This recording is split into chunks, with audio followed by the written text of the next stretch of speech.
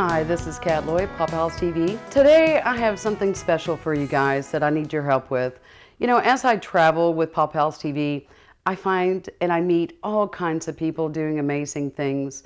In 2016, I just happened to be driving back from Austin. We were filming for broadcast, and I stopped at the Thorndale Meat Market. That's how it all started with the city of Rockdale and Rockdale PAWS.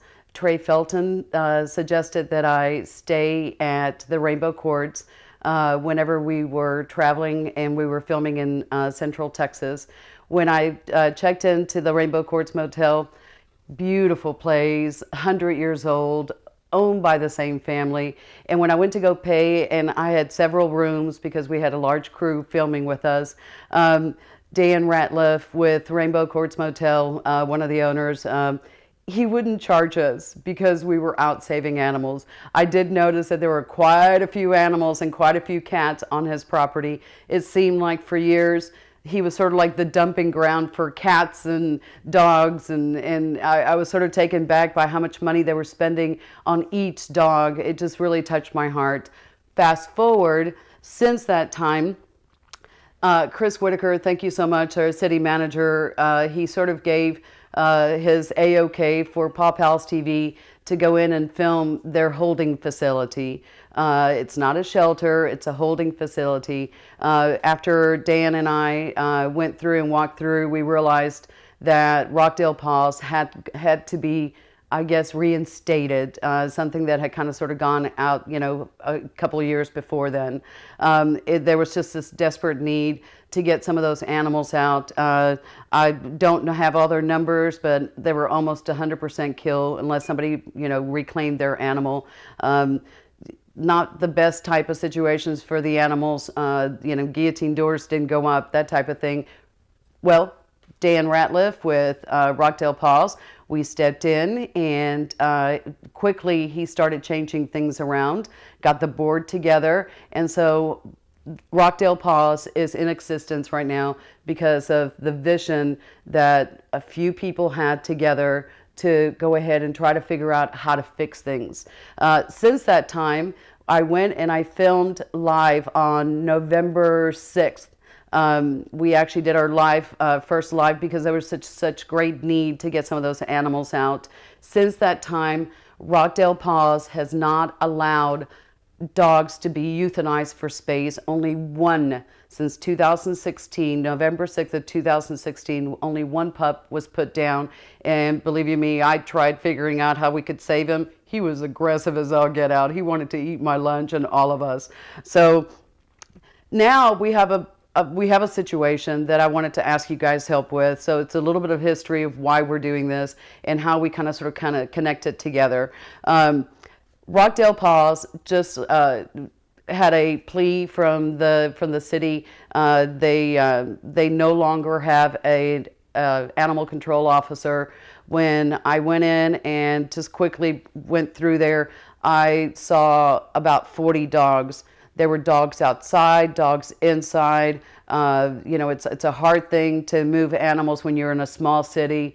And so whenever they lost their animal control officer, we decided that we needed to act fast because there is a problem with space. There are 12 kennels and 40 dogs. That's a lot of dogs. Now, some of those dogs, from what I understand, there's a few downtown because in the last couple of years, or well, I guess in the last couple of months, they opened up a adoption center just right on downtown. Okay, so this is where I'm at, guys. We got 40 dogs. We need to get them out. There is no space. It's hot. We've got one dog that is outside right now that actually has a broken back. We need help with that dog. I'm not sure what's going to happen. I understand that maybe some people are feeling, and some of the surgeons that have seen the x-rays for that dog suggest that that dog be put down so that it's not in pain. At the end of the day, this rescue business, it's not easy. I mean, I'm showing you guys some of the behind the scenes of how things come together. I never plan this stuff. It literally just sort of just falls in my lap. Now, when I found out that they actually needed help, I reached out to Kay Waldrick of Tall Tales Rescue and Transport. Kay has been working for the last couple of days frantically trying to figure out how we can get all 40 animals within the system right now at the Rockdale, at the holding facility, how we can get them out to some of her partners in different parts of the United States. There's a transport leaving on July 31st. Out of the, what that means to all of us, if you're not sure what that means, is that Kay Waldrick of Tall Tales Rescue and Transport is actually presenting each dog to different rescues in Washington State, different shelters that have spay, neuter, microchip ordinances. And so because of it, they're always short dogs. We want to get those dogs to them. Right now, what we have been quoted is $150 per dog, which includes their health certificates. And it's not a typical health certificate, it's a digital health certificate. It's a little bit more expensive, plus the cost of the gas to get them there. Rockdale PAWS has 32 of the 40 completely vetted, with exception of just a few.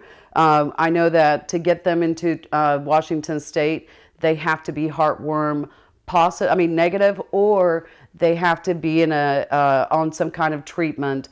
I'm not sure how many of those dogs we're going to do the heartworm testing here in a couple of days, but I'm here to let you guys know that there's a city that has not killed an animal since, well, just one. So 99% of them since 2016 have made it through the system. Unfortunately, we do have a handful of the dogs that have been there since I started filming. It breaks my heart. I don't think that there's an animal that deserves to be in a shelter for that long. It's a small city. They're trying to do big things, but right now we have an urgency is to get them out of the shelter, or not, it's a holding facility, to rescues who can actually help each one of those dogs find forever homes in Washington State through Tall Tales Rescue and Transport.